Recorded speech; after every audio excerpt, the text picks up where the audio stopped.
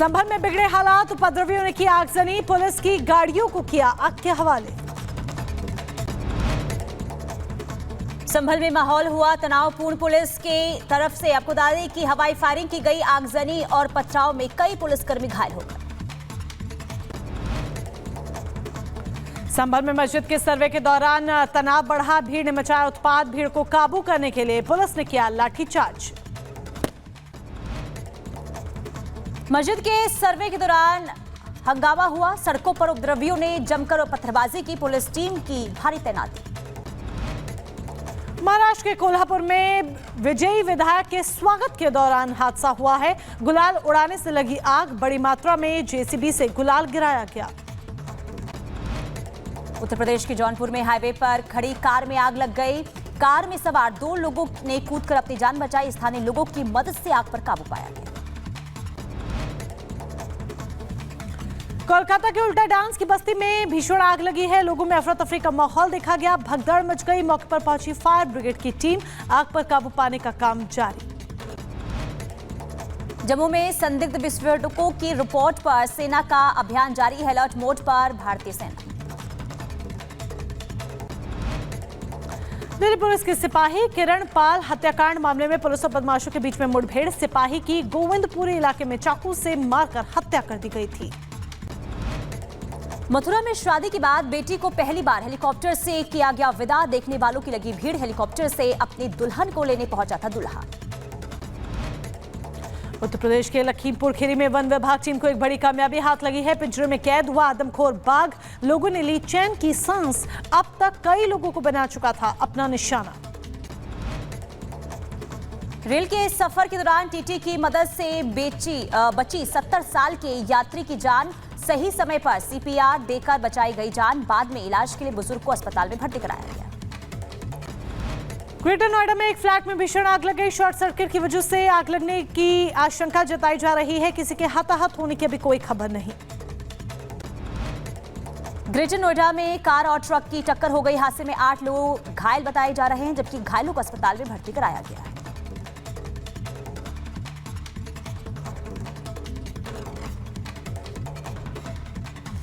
और इधर आपको बता दें कि हरियाणा में फरीदाबाद में सड़क हादसा हुआ, बस में ऑटो ने टक्कर मार दी, हादसे में 7 लोगों की मौत की खबर।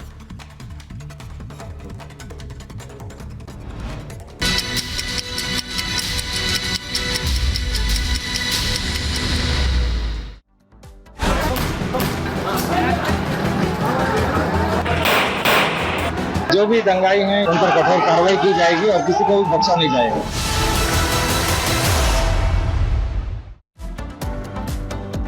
और अब खबरों में आगे बढ़ते हैं, बात संभल की करेंगे, क्योंकि संभल में आज जामा मस्जिद का सर्वे होना था। सर्वे के लिए टीम पहुंचती है, लेकिन लगभग 1 घंटे के बाद जो स्थिति होती है वो बेकाबू हो जाती है। उपद्रवी वहां पर लगातार पुलिस टीम पर पत्थरबाजी करना शुरू कर देते हैं, सर्वे का विरोध किया जा रहा है, जमकर उत्पात मचाया जा रहा है। उत्पात इतना ज्यादा मचाया जा रहा है, हालात नियंत्रण से बाहर जा चुके हैं कि सड़कों पर जिस तरीके से आपको ये पत्थर नजर आ रहे हैं, नफरती पत्थर है जो कि उपद्रवियों ने पुलिस प्रशासन पर बरसाए हैं। काबू में करने के लिए स्थिति को पुलिस ने जवाबी कार्रवाई भी की, आंसू गैस के गोले भी दागे, लेकिन उपद्रवी अपनी हरकतों से बाज नहीं आए और संभल के शांतिपूर्ण माहौल को खराब करने के लिए, रंग में भंग डालने के लिए पुलिस की गाड़ियों को आग के हवाले भी कर दिया गया।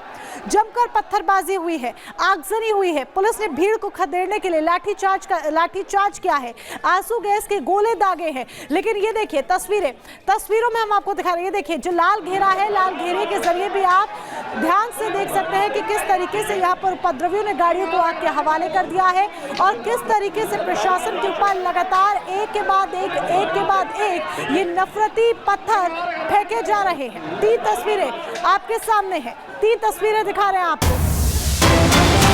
एक और बड़ी खबर इसी से जुड़ी सामने आ रही है, जामा मस्जिद के सर्वे पर विष्णु शंकर जैन का बयान सामने आया है। उन्होंने कहा है कि सर्वे की वीडियोग्राफी, फोटोग्राफी की गई है, एडवोकेट कमिश्नर आज रिपोर्ट सौंपेंगे। विष्णु शंकर जैन ने क्या कुछ कहा है वो जरा आपको सुनवाते हैं।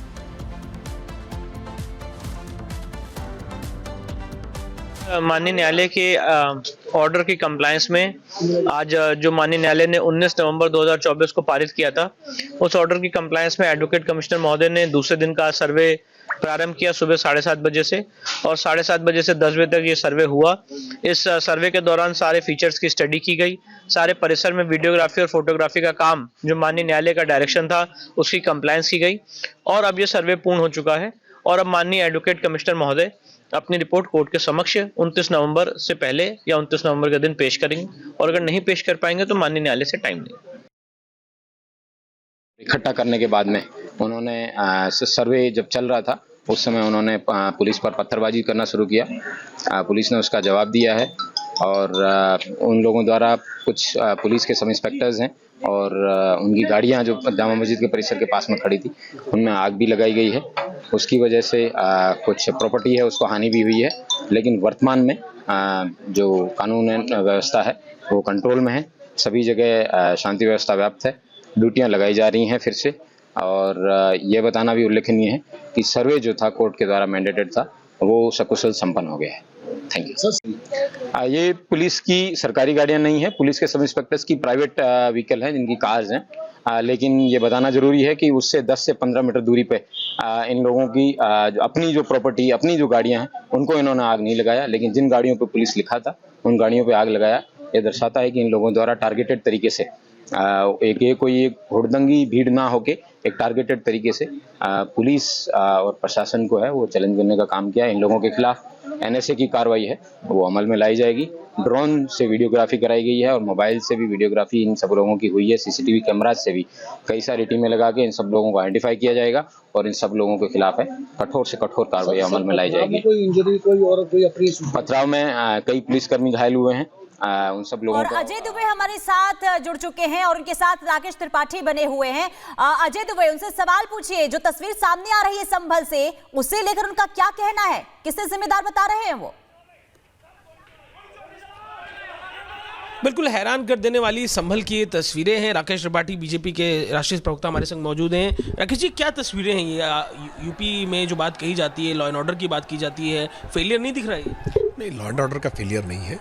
ये कुछ अराजक तत्वों ने टारगेट करके, जानबूझ करके, ऐसे लोग जो भारत के संविधान में यकीन नहीं रखते हैं, जो भारत की कानून व्यवस्था पर यकीन नहीं रखते हैं, क्योंकि ये कोर्ट कमीशन का आदेश कोर्ट के द्वारा हुआ है और कोर्ट को संवैधानिक शक्ति है ये आदेश पारित करने की। कोर्ट के आदेश से अगर आप संतुष्ट नहीं है तो आप ऊपरी अदालत में अपील कर सकते हैं, लेकिन हाथ में पत्थर लेकर के जोर दबाव के आधार पर अगर कोर्ट की कार्रवाई में बाधा उत्पन्न करने की कोशिश करेंगे तो कोर्ट की कार्रवाई को अनुपालन सुनिश्चित कराना ये राज्य सरकार का उत्तरदायित्व है। ये देश के हर नागरिक का उत्तरदायित्व है कि वो कोर्ट के आदेश को माने। जो लोगों ने भी इस तरह की हरकत करने की कोशिश की है उनके खिलाफ बहुत कठोरता से कार्रवाई होगी। इस पूरे मामले में अब तक अलग अलग कुछ लोगों की धरपकड़ भी हुई है, कुछ लोगों को हिरासत में भी लिया गया है, ड्रोन के द्वारा, कैमरे के द्वारा वीडियो रिकॉर्डिंग की गई है। जो लोगों के भी चेहरे आइडेंटिफाई निकल करके आएंगे, जिन लोगों ने कानून हाथ में लेने का प्रयास किया है, उनके खिलाफ बहुत कठोरता से कार्रवाई होगी। हम अपील कर रहे हैं कि कानून पालन सुनिश्चित करें, किसी भी प्रकार से शांति व्यवस्था को भंग करने का प्रयास न करें। अगर कानून व्यवस्था को चुनौती देंगे तो बहुत कठोरता से कार्रवाई होगी। कार्रवाई को लेके कुछ फीडबैक आ रहा है क्या? क्योंकि कोर्ट के ऑर्डर से ये सब कुछ हो रहा था, तो एक तरीके से एक समाज के लोगों का इकट्ठा हो जाना और इस तरीके से पत्थरबाजी करना, कुछ फीडबैक आपको एडमिनिस्ट्रेशन से भी मिल रहा है कि क्या इस समय स्टेटस है वहाँ पे? देखिए, 2024 के लोकसभा चुनाव के परिणाम के बाद से ही जिस तरह से समाजवादी पार्टी ने जानबूझकर के हौसले बुलंद किए हैं, समाजवादी पार्टी की तरफ से लगातार जिस तरह की बयानबाजियां की जाती रही हैं, उसके कारण से इन अराजक तत्वों के हौसले बुलंद हुए हैं और इन अराजक तत्वों ने इस तरह की घटना कारित करने का प्रयास किया है। लेकिन स्पष्ट है, कुछ लोगों को हिरासत में उत्तर प्रदेश की पुलिस ने लिया है, पुलिस ने संभल को संभाल लिया है। कहीं ऐसा स्थिति नहीं है कि कहीं कोई कानून व्यवस्था फेल हो गई हो। कुछ अराजक तत्वों ने पथराव करने की कोशिश की है, कुछ आगजनी करने की कोशिश की है, लेकिन उनके खिलाफ कार्रवाई की जा रही है। कुछ लोगों को धरपकड़ की गई है। स्पष्ट है, कोई भी कानून को हाथ में लेने का प्रयास करेगा तो योगी आदित्यनाथ की सरकार है, उसको भूलना नहीं चाहिए। ये अखिलेश यादव जी की सरकार नहीं है जहां उन पर नरमी बरती जाएगी। योगी आदित्यनाथ जी की सरकार में बहुत कठोरता से कार्रवाई होगी। वहाँ पर अधिकारी ये कहते हुए सुनाई दे रहे हैं कि नेताओं की बातों में आकर अपना भविष्य खराब मत करो। क्या लग रहा है, क्या पॉलिटिकल, किस रीजन से, पॉलिटिकल रीजन भी कुछ लग रहा है कोई इकट्ठा को? ये कुछ निश्चित तौर पर इसकी भी जांच जरूर होगी कि क्या किसी राजनीतिक दल का इसमें किसी प्रकार का कोई हाथ है। एक बात तो स्पष्ट तौर पर दिखाई दे रही है कि समाजवादी पार्टी अब तक इन उपद्रवियों के खिलाफ कार्रवाई के लिए एक शब्द नहीं बोल रही है।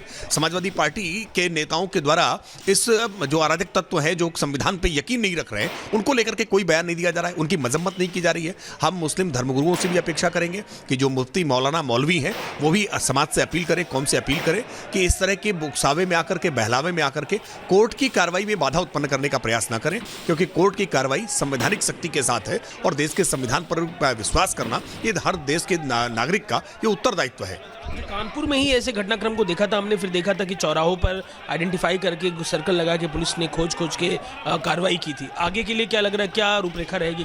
देखिए, जिन लोगों ने भी सार्वजनिक संपत्ति को नुकसान पहुंचाने का प्रयास किया है, निजी संपत्तियों को नुकसान पहुंचाने का प्रयास किया है, उनसे निश्चित तौर पर भरपाई होगी, वसूली होगी। उत्तर प्रदेश में इस तरह का कानून उत्तर प्रदेश की विधानसभा से हम पहले ही पारित कर चुके हैं कि अगर आपने सार्वजनिक संपत्ति को नुकसान पहुंचाया है, आगजनी करने का काम किया है, तो आपके घर को बेच करके, कुर्क करके, नीलाम करके हम विधि की परिधि के दायरे में हम इसकी भरपाई आपसे ही कराएंगे। इसलिए चेतावनी देकर के उन दंगाइयों को कह रहा हूं,